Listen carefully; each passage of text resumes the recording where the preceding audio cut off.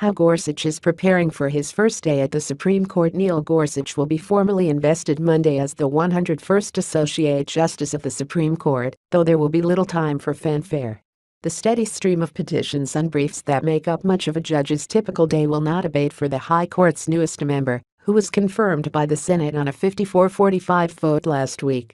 The justices will meet in conference to make decisions about dozens of petitions Thursday and will hear 14 arguments over 2 weeks beginning April 17.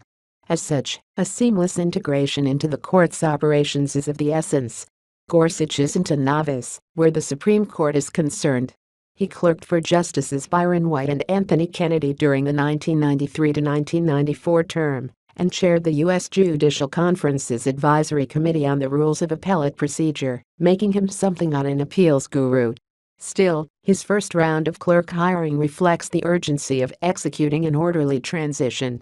Above the Law's David Latt reports Gorsuch's first hires include Mike Davis and Jamal Jaffer, two alums of his 10th Circuit chambers, and Jane Kuceranitz and Mattawan, two of his clerks who went on to work at the Supreme Court. The hiring strategy is typical of other recent transitions. Judges typically develop close professional and personal relationships with their clerks, and new Supreme Court justices often ask their most talented protégés to return to their chambers for a second clerkship. Former clerks with Supreme Court experience are given priority as they have accrued intimate institutional knowledge working in the High Court's chambers. This combination of professional rapport and SCOTUS savvy makes these clerks indispensable to a new justice's success. He also faces an important administrative decision.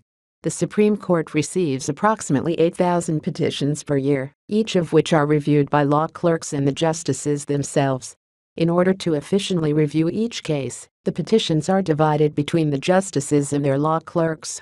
This division of labor is referred to as the cert pool, and 7 of the current justices participate. Justice Samuel Alito is the exception.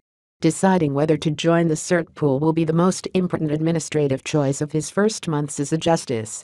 But it's safe to assume he'll take part, otherwise, he'll have extra reading Monday night.